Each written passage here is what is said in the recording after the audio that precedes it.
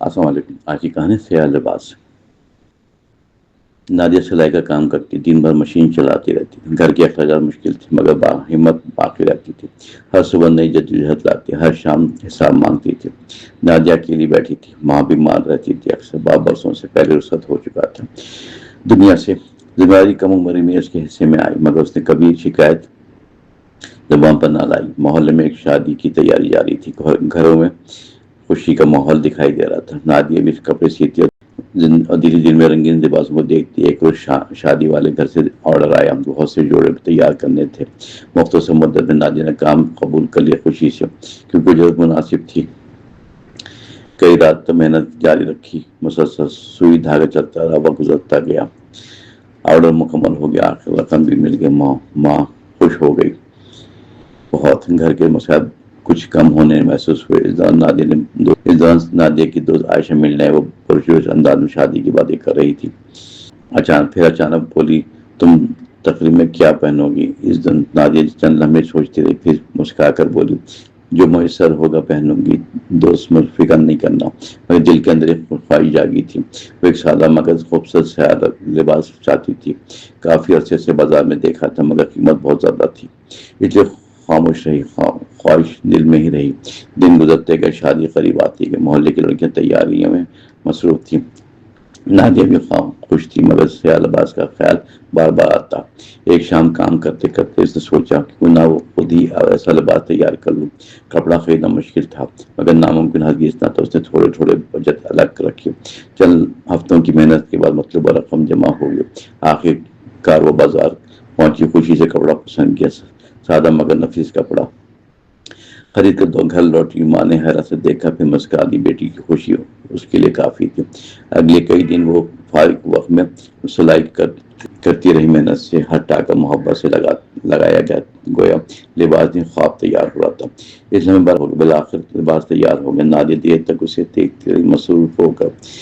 شادی کا نہ آیا. محلہ جگمگانے لگا. لوگ خوشیوں میں مگن. ہر سمت رونق نظر آ رہی تھی. نادیہ نے وہ لباس پہنا تو ماں رک گئی چند لمحوں کے لیے. پھر بولی، بڑی پیاری لگ رہی ہے بیٹی. اس چہرے پر خوشی پھیل گئی. تقریب میں سب موجود تھے. موسیقی بھی جاری تھی. لوگ مبارکباد بھی دے رہے تھے. مسلسل تب کہ لڑکیوں نے نادیہ کے لباس کی تعریف کیا. پوچھا، کہاں سے خریدا یہ جوڑا؟ نادیہ نے ہنس کر جواب دیا، خود بنایا ہے اپنے ہاتھوں سے. سب حیران رہ کہ کسی کو یقین نہ آیا. تب شادی کے بعد ایک خاتون اس کے پاس آئی اور بولی، بیٹی تم بہت اچھا کام کرتی ہو، واقعی عمدہ. انہوں نے مزید کہا، میرے بوتیک میں ہے شہر میں، اگر چاہو تو کام کر سکتی ہے وہاں پہ. یہ سن کر نادیہ حیران رہ گئی. فوراً اس نے کبھی سوچا بھی نہ تھا کہ ایسا موقع سامنے آئے گا. چند دن بعد وہ بوتیک پہنچی. ملاقات کی. کام دکھایا مہارت سے. مالک بہت متاثر ہوئے. ملازمت دے دی کہ زندگی نیا رخ لینے لگی. اب دھیرے دھیرے آمدنی بہتر ہونے لگی. ماں کا علاج بھی ممکن ہونے لگا آسانی سے. گھر کے حالات سنبھلنے لگے. رفتہ رفتہ نادیہ پہلے سے زیادہ پر اعتماد محسوس کرتی تھی. اسے احساس ہوا کہ انسان کی محنت کبھی رائے گا نہیں جاتی. آخر وقت گزرتا گیا. اس کے ڈیزائن مشہور ہونے لگے. رفتہ رفتہ خصوصی آرڈر دینے لگے. خوشی سے پھر ایک روز سے یاد ہے وہ سادہ خواہش جس نے سفر شروع کروایا تھا. حقیقت میں اگر خواب نہ دیکھتی تو شاید آج یہ مقام نہ ملتا. شام کے وقت وہ چھت پہ گھر کی چھت پہ بیٹھی سوچ رہی تھی. ہوا خوشگوار چل رہی تھی اور دل مطمئن محسوس ہو رہا تھا مکمل. ماں قریب آ کر بیٹھی اور محبت سے بولی، بیٹی کامیابی انہی کو ملتی ہے جو ہار ماننے سے انکار کر دیں. نادیہ نے سر ہلایا کیونکہ یہ سچ تھا. اس نے مشکلات دیکھی مگر رکنا قبول نہ کیا کبھی بھی. زندگی میں یہی اس کی سب سے بڑی طاقت ثابت ہوئی. آخرکار پھر کئی برس بعد اس کا اپنا فیشن ہاؤس قائم ہو گیا. کامیابی سے نوجوان لڑکیاں وہاں کام سیکھنے آنے لگی روز. نادیہ ہر نئی آنے والی کو یہی کہتی، خواب چھوٹا یا بڑا نہیں ہوتا کبھی بھی. اصل چیز محنت ہوتی ہے اور خواب خود پر یقین یہی کامیابی کا راستہ ہے.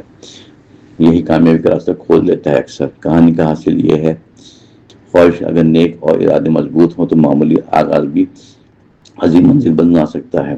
انسان حالات سے نہیں اپنی ہمت سے پہچانا جاتا ہے دنیا میں، اور یہی اصل کامیابی کی روشن بنیاد ہے.